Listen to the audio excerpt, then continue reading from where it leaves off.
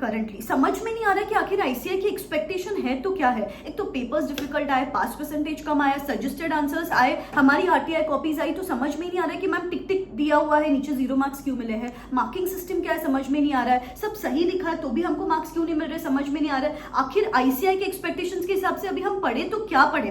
Guys do not worry, ICI to resolve all these issues of yours it is conducting subject specific webinars. They have started an amazing initiative, fortnight programs, webinars, जहां पे वो लोग precisely बता रहे हैं कि आपकी गलतियां कहाँ हो रही है, उनकी एक्सपेक्टेशंस क्या है, एग्जामिनर कमेंट्स के हिसाब से आपको कौन सी गलतियां अवॉइड करनी चाहिए, अपकमिंग अटेम्प्ट का पेपर किस टाइप का एक्सपेक्टेड होगा, कौन से ऐसे एडजस्टमेंट्स है जहां पे वो लोग आपको चेक करने वाले इन द अपकमिंग अटेम्प्ट। बहुत ही क्रूशियल वेबिनार्स होते हैं। प्रॉब्लम एक ही है, ये एक एक वेबिनार 2-2, 3-3 घंटे का होता है। मुझे पता है आप लोग के पास टाइम नहीं है, इसलिए I am sitting down noting down this crucial summary pointers for you. इस पर्टिकुलर वीडियो में अपन अकाउंट्स और लॉ के समरी पॉइंटर्स की बात करेंगे। टैक्सेशन और ग्रुप 2 की समरीज भी जल्द चैनल पे आएगी, सब्सक्राइब करके रखना, बेल आइकॉन हिट करके रखना। Just a quick update for the students जिनकी पढ़ाई अच्छे से चल रही है, you can skip to the main part of the video. जिनकी पढ़ाई अच्छे से नहीं चल रही है, बेटा मेरा last month mentorship program begin हो रहा है आज for CA intermediate students today evening at 6 PM। कल इवनिंग में सीए फाइनल के स्टूडेंट्स के लिए था। Guys I can't tell you, starting में बच्चे इतने स्कैर्ड आए थे, इतने नर्वस आए थे, and at the end of the session उनको रियलाइज हुआ हमारे पास इतना टाइम है, अभी तक हम 2 से 3 रीडिंग्स कर सकते हैं, अभी तक पेपर सॉल्विंग के साथ, स्मार्ट स्टडीज के साथ, सिलेक्टेड चैप्टर्स के साथ हम एक्चुअली अपकमिंग एग्जामिनेशंस क्लियर कर सकते हैं। To give you the same guideline, आज इवनिंग में मैं आपके साथ एक स्मार्ट ब्लूप्रिंट शेयर करने वाली हूँ, जहां पे मैं आपके साथ भी सिलेक्टेड चैप्टर शेयर करने वाली हूँ। ICI section wise weightages, RTP, MTP, PYQs के हिसाब से मैंने फिल्टर किए हैं कुछ सिलेक्टेड चैप्टर्स, उस हिसाब से डेली टारगेट्स देने वाली हूँ मैं यहाँ पे, आपके टेस्ट लेने वाली हूँ यहाँ पे, हर सब्जेक्ट के 7 टेस्ट जिसको मैं आपको इवैल्यूएट भी करके देने वाली हूँ। क्वेश्चन बैंक्स प्रोवाइड करूंगी based upon ICI, RTP, MTP, PYQs, study material question, so that आपके सामने प्रिसाइज क्वेश्चंस रहेगी, बस मैं ये क्वेश्चन करूंगी, then to I am sorted and you see a community of so many other CA students who also haven't studied much till now, but now when they are ready to put in their 100%, आप खुद भी पढ़ाई करने लग जाओगे। जो sessions मैंने यहाँ पे क्यूरेट किया ना, that is specifically to match the difficulty levels of ICI these days. All of this is just available at ₹1599। बहुत ही लिमिटेड इनटेक लेने वाले हूँ यहाँ पे, डिस्क्रिप्शन बॉक्स में लिंक दे रही हूँ, you can go and check it out. Telling you, last attempt के टाइम पे भी इतने सारे बच्चे थे जो कंफ्यूज थे, but when they joined this last month mentorship program, they called me on the results day, ma'am we passed by just studying in those last 30-40 days। I would share with you their video reviews at the end of this video so that you get motivated. Okay बेटा, तो सबसे पहले सबसे dangerous paper जो हो चुका है आज के डेट में accounts, you would agree with me. एक टाइम था इस पेपर में एग्जामिशन मिलने के चांसेस होते थे, आजकल पासिंग की भी डिफिकल्टी हो रही है यहाँ पे। क्यों? क्योंकि ये ना सारे वेबिनार्स और फोर्टनाइट प्रोग्राम्स देख के, if you read between the lines, मुझे एक बात समझ आई है। सबसे पहले they have changed this one pattern, that is accounting standards को बहुत ही कॉन्सेप्चुअल सेट कर रहे हैं एग्जामिनेशंस में। बच्चों को इंटरप्रेट ही नहीं हो रहा है कौन सा स्टैंडर्ड कैसे अप्लाई हो रहा है, and the main reason behind this is ICI को समझ चुका है बच्चे ना बस लेक्चर्स देख रहे हैं, बस फास्ट ट्रैक देख रहे हैं, पैसिव स्टडीज कर रहे हैं, अकाउंटिंग स्टैंडर्ड्स का एप्लीकेशन नहीं आ रहा है, जब डेप्थ में क्वेश्चंस पूछ रहे बच्चों को आ ही नहीं रहा है, that's why they are repeating the same patterns. Accounting standards में आप कोई भी एग्जामिनर कमेंट्स जाके देख लो पास्ट अटेम्प्ट्स के, the most under performed area is accounting standards, जबकि 50 to 60% of the paper is asked from accounting standards. So बेटा प्लीज इस बार ये गलती मत करो। जो अभी आप अकाउंटिंग स्टैंडर्ड पढ़ते हो, प्रोविजंस के लिए 20% time and 80% time should be dedicated for question solving, तब कहा जाके एप्लीकेशन समझ पाओगे आप अकाउंटिंग स्टैंडर्ड्स का, नहीं तो फिर बैड बच जाती है। नेक्स्टली अभी ना उन्होंने हिंट दिया कि किस टाइप के कॉन्सेप्चुअल एरर्स बच्चे एक्चुअली करते हैं, एंड हम बार बार इन पर्टिकुलर चीजों पर से क्वेश्चंस पूछते रहते हैं। जैसे कि एक तो गुडविल कैलकुलेशंस, एक तो pre and post acquisition profit, सबसे कॉमन एरर जो देखा गया है, capital reserve calculation, purchase consideration calculation, provision amount जब कैलकुलेट करना पड़ता है, यहाँ पे डेट में प्रॉब्लम होती है कि यार बैलेंस पीरियड का कैलकुलेट करना है या from the date of issue calculate करना, यहाँ पे बच्चे जनरली गलती कमिट करते हैं, तो इसलिए वो ऐसे ही ट्रिक एडजस्टमेंट्स देते हैं एग्जामिनेशंस में। Interest amount, provisional interest amount, right of goodwill, ऐसे छोटे छोटे एडजस्टमेंट्स में अपन प्रॉब्लम करते हैं, जानबूझ के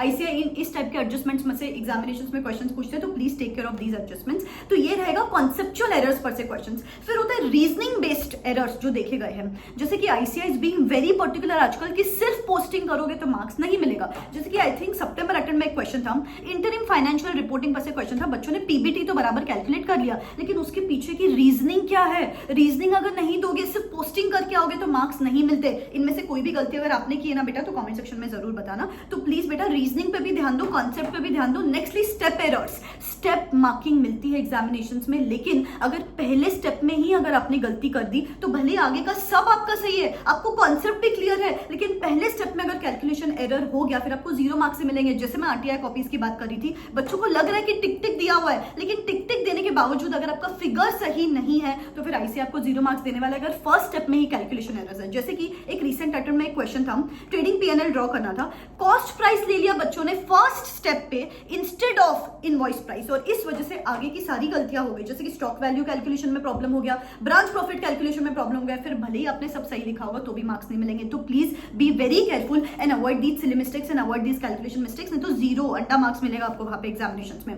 nextly theory based ICA is being very particular and it is going to be particular in the upcoming examinations as well. Theory questions वो लोग बहुत ही डेप्थ में चेक कर रहे हैं। नेक्स्टली शेड्यूल 3 फॉर्मेट, मैं कितनी बार बोल चुकी हूँ आपको, शेड्यूल 3 फॉर्मेट में आप अभी से हर चैप्टर में से 2 से 3 क्वेश्चंस प्रैक्टिस करो। सिर्फ पोस्टिंग करोगे, सिर्फ स्क्रिबल करोगे, एग्जामिनेशन में जाके मार्क्स नहीं मिलते। फिर उसके बाद काफी बार इंटरप्रिटेशन इशू देखा गया है। ट्रीटमेंट पूछा है, आप डिस्क्लोजर लिख के आ रहे हो, डिस्क्लोजर पूछ रहा है, आप कैलकुलेशन करके आ रहे हो, तो please read what is asked in the question. वो ही नहीं पता फिर बचाओ आप कुछ भी लिखो, मार्क्स आपको नहीं मिलने वाले यहाँ पे। And nextly bar bar her examiner comments में, हर वेबिनार में वो एक ही बात बोल रहे हैं, नोट्स टू अकाउंट्स मिसिंग है इसीलिए मार्क्स नहीं मिले, वर्किंग नोट्स मिसिंग है इसीलिए मार्क्स नहीं मिले। तो बेटा प्लीज मन में कैलकुलेट मत करो, कैलकुलेटर पे कैलकुलेट करके स्टेप्स मिस मत करो। आपको हर चीज के लिए अलग मार्क्स है, वर्किंग नोट के लिए अलग मार्क्स है, नोट्स टू अकाउंट्स के लिए अलग मार्क्स है, नहीं तो अपन सिर्फ बैलेंस शीट टैली में रह जाते हैं फिर मार्क्स नहीं मिलते। तो बेटा आई होप यू गॉट कि आपको क्यों मार्क्स नहीं मिलते, किस टाइप के एडजस्टमेंट्स एक्सपेक्टेड है अपकमिंग एग्जामिनेशंस में, उस हिसाब से आपकी पढ़ाई करनी है अभी आपको।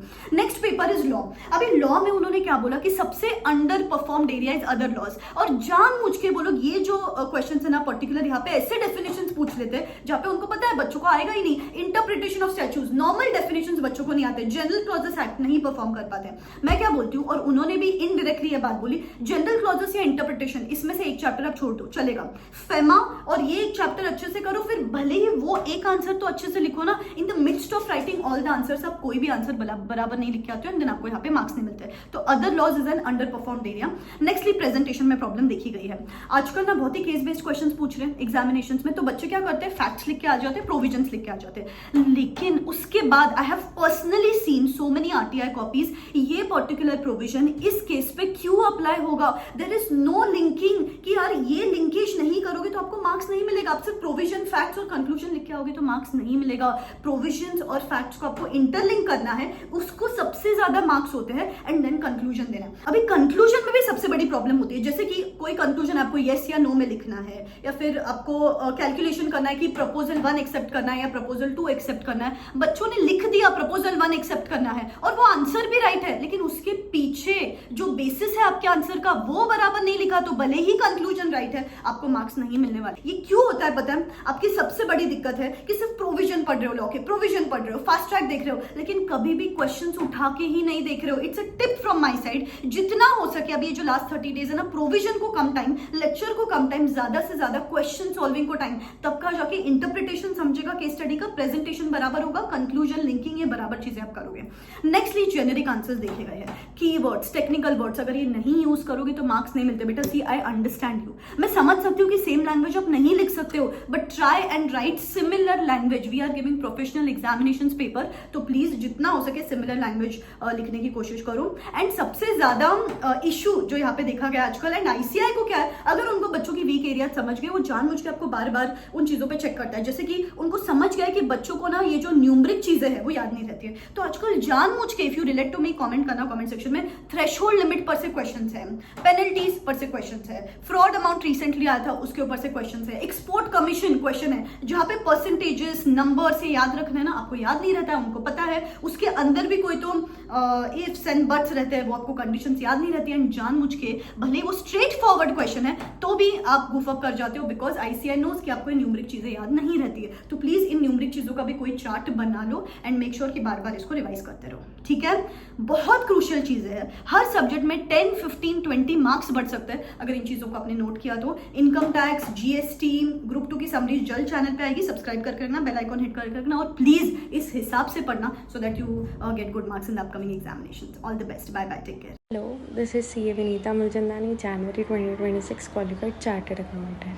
लास्ट रिजल्ट के बाद मेरा काफ़ी मेंटल ब्रेकडाउन था कि इतनी मेहनत करने के बाद भी अगर रह जा रहा है तो फिर पढ़ने का मन नहीं होता था। फिर मेरे को मैम के वर्कशॉप के बारे में पता चला कि मैम वर्कशॉप लेते हैं लास्ट 30 डेज़ का, तो मैंने उसी दिन इसके लिए अप्लाई कर दिया था। आज भी वो दिन याद करती हूँ कि अगर ये वर्कशॉप मैंने तब नहीं लिया होता तो आज मेरे को वापस रिग्रेट रहता, क्योंकि ये वर्कशॉप में डिसिप्लिन और कंसिस्टेंसी आ गई थी मेरे में कि डेली 10 to 12 आवर्स पढ़ाई हो जाती थी। प्लानर्स के कारण 10 से 12 घंटे आराम से पढ़ के हो जाते थे, वो भी इफ़ेक्टिवली, क्योंकि यही 30 दिन हमारा रिज़ल्ट डिसाइड करते हैं। मेहनत तो अभी करनी है, इन 30 दिनों में अगर मेहनत हो गई तो क्लियर होना ही है।